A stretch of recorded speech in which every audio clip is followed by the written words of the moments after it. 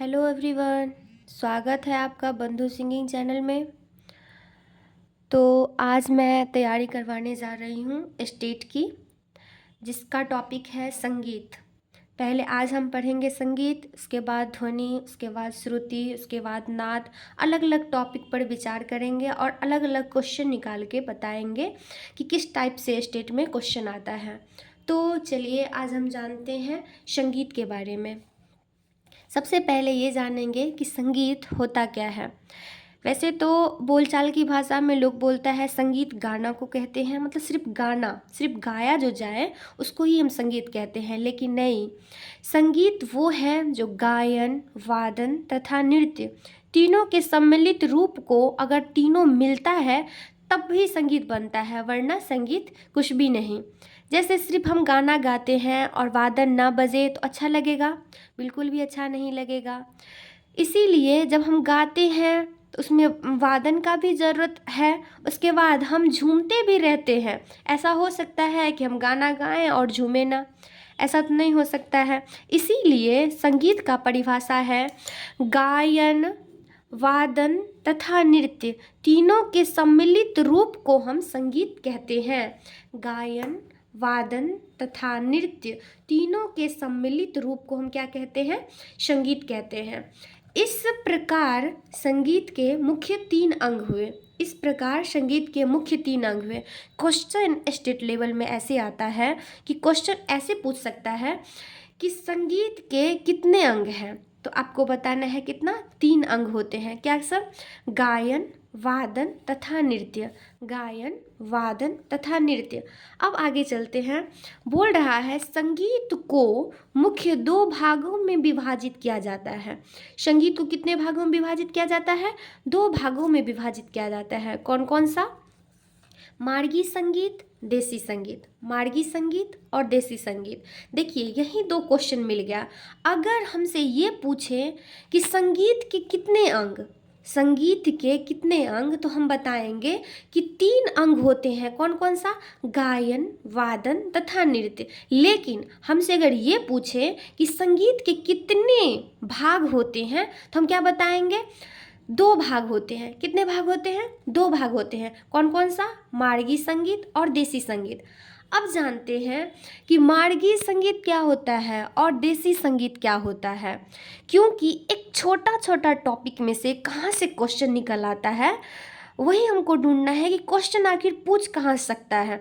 तो हम क्या करेंगे? छोटी छोटी क्वेश्चन को बीच से निकाल करके कलेक्ट करके रखेंगे ताकि आगे एग्जाम में दिक्कत कोई ना हो। तब हम देखेंगे ताल की दृष्टि से देसी संगीत को मुख्यतः दो भागों में बांटा जाता है। ताल की दृष्टि से देसी संगीत के मुख्य दो प्रकार हैं। कौन कौन सा? तालबद्ध संगीत और ताल रहित संगीत। अगर क्वेश्चन ये पूछे कि ताल की दृष्टि से बताओ कि देसी संगीत के कितने भाग हैं, तो हम क्या बताएंगे? दो भाग हैं। कौन कौन सा? तालबद्ध संगीत और ताल रहित संगीत। तालबद्ध संगीत और ताल रहित संगीत। देखिए क्वेश्चन ऐसे भी पूछ सकता है। अगर ऐसा हो सकता है कि अंग, तीन अंग पूछ दे, या फिर संगीत के दो भाग पूछ दे, या फिर ताल की दृष्टि से संगीत के कितने भाग होते हैं ये पूछ दे। तो ऐसा नहीं है कि तीन दो ऐसे पूछे, नहीं। कभी कभी ये तीनों का नाम भी दे दिया रहेगा, या फिर मार्गी संगीत, देसी संगीत भी नाम दिया रहेगा, या फिर तालबद्ध संगीत और ताल रहित संगीत भी नाम दिया रहेगा। लेकिन हमको क्या करना है? माइंड से पढ़ना है कि संगीत को मुख्य दो भागों में विभाजित किया जाता है। कौन कौन सा? मार्गी संगीत और देसी संगीत। लेकिन जब ताल की दृष्टि से देसी संगीत का मुख्य दो अंग पूछे तो कौन कौन सा होगा? तालबद्ध संगीत और ताल रहित संगीत। अब आगे हम जानते हैं क्या होता है। अब जानते ताल में बंधे हुए गान को हम क्या कहते हैं? निबद्ध गान कहते हैं, या फिर तालबद्ध संगीत कहते हैं। बोल रहा है तालबद्ध संगीत क्या है और ताल रहित संगीत क्या है। पूछ रहा है कि तालबद्ध संगीत क्या है और ताल रहित संगीत क्या है। तो हम क्या बोलेंगे? तालबद्ध संगीत। ताल में बंधे हुए गान को हम तालबद्ध संगीत कहेंगे या फिर निबद्ध गान कहेंगे। क्वेश्चन ऐसे आ सकता है कि ताल में बंधे हुए गान को हम क्या कहते हैं? ताल में बंधे हुए गान को हम क्या कहेंगे? निबद्ध गान, नहीं तो तालबद्ध संगीत कहेंगे। दोनों में से ऑप्शन कुछ भी हो सकता है, निबद्ध गान भी हो सकता है और तालबद्ध भी हो सकता है।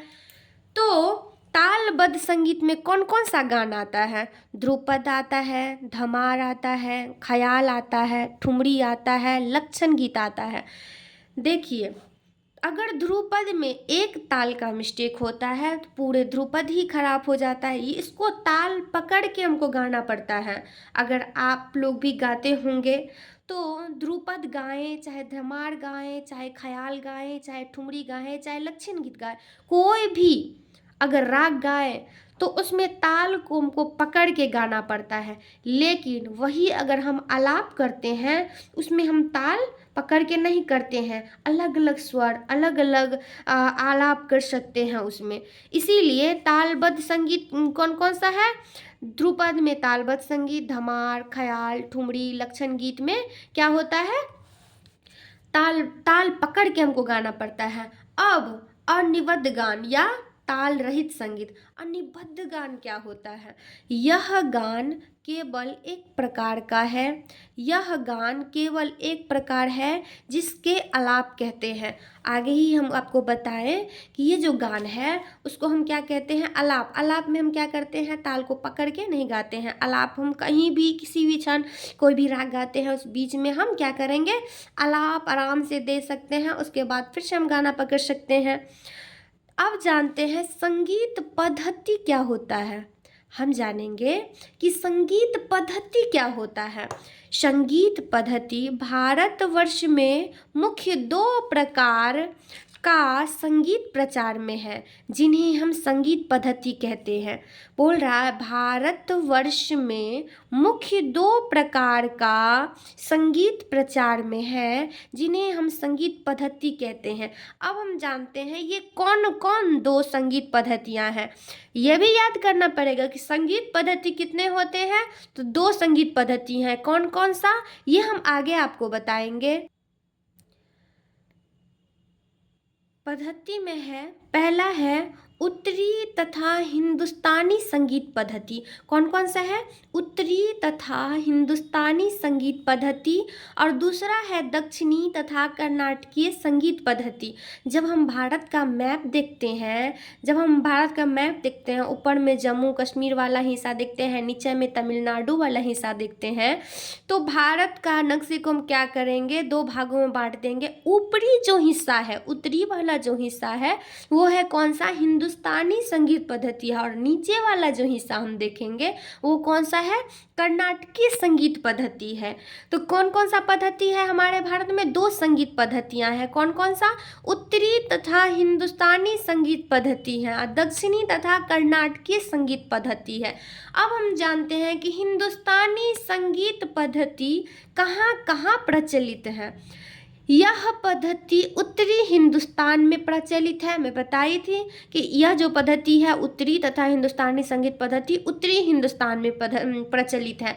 उत्तरी हिंदुस्तान में कौन कौन सा आता है? बंगाल, बिहार, उड़ीसा, उत्तर प्रदेश, हरियाणा, पंजाब, गुजरात, जम्मू कश्मीर तथा महाराष्ट्र प्रांतों में प्रचलित है। और जगह प्रचलित है उत्तरी हिस्सा में जितने सारे राज्य होंगे हर जगह कौन सा संगीत प्रचलित है? हिंदुस्तानी संगीत पद्धति प्रचलित है।